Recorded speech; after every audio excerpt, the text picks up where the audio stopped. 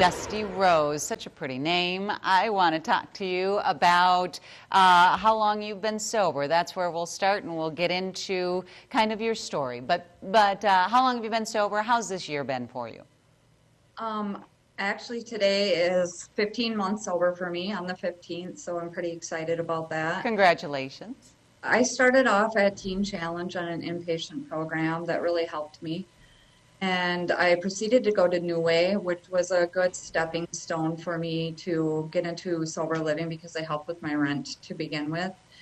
And when it became Zoom, it was really complicated to get what I needed out of it and to focus on it. So I wanted something face-to-face and in person during the COVID. So I transferred to Recovery's Happening for an aftercare program. And that's really, really helped me a lot.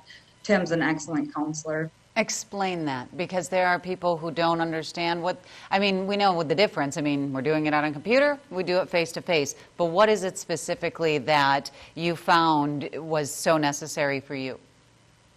Well, when I was doing the Zoom meetings, I am a very involved person in my recovery, so I still did gain something from it.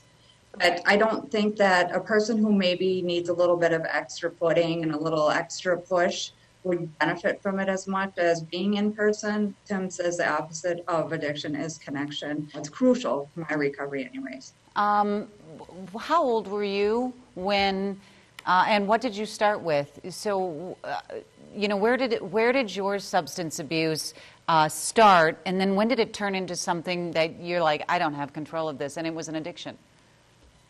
You know, I think I first used when I was 11, and I'm 43 now. What was it that you used? I used marijuana to begin with, and I believe a little bit of alcohol at a friend's house. And I think, you know, I remember early as 15 years old knowing that I already had a problem, an addiction issue, and even younger remembering being addicted to substances like food and affection. And I just always have had an addictive personality. But the first time you tried something really was at age 11. That, I know I shouldn't sound surprised, but that just seems so incredibly young.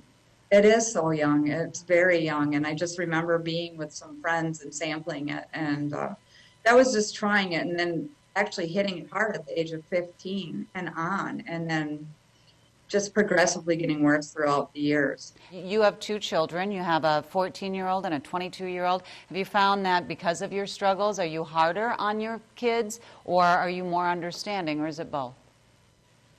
When I was in an active eviction, I was too lenient with them. I let them get away with everything because I was an absent parent. So I allowed them to do what they wanted and walk all over me, unfortunately, so that I could be on my own doing what I wanted to do.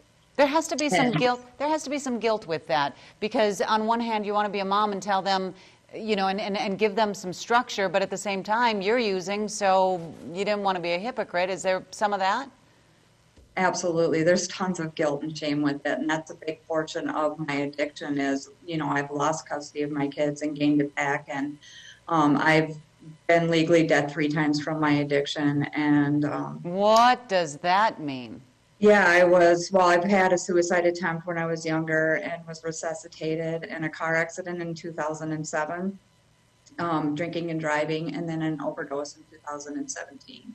There are going, Dusty Rose, real quick, there are going to be people who watch this who are going to be judgmental, and people who may know you and see this, whether it's online or whatever.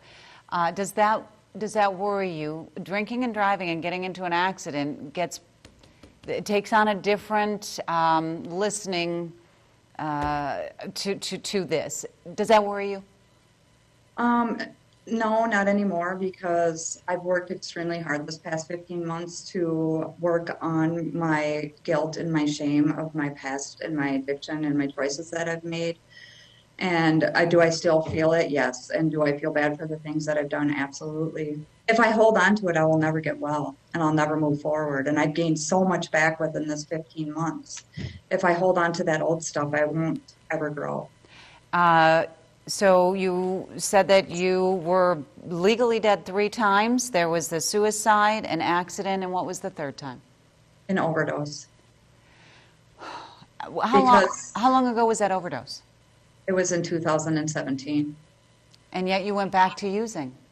Yes, ma'am. I lost custody of my daughter. She was the one that had to call the ambulance when I overdosed.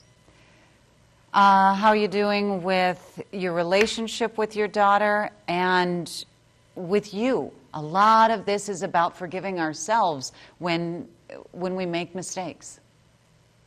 Yeah, I'm still have a long way to go to forgive myself. I've made a lot of poor choices, but my daughter and my son not only love me, but they like me. They like to be with me. They like to hang out with me.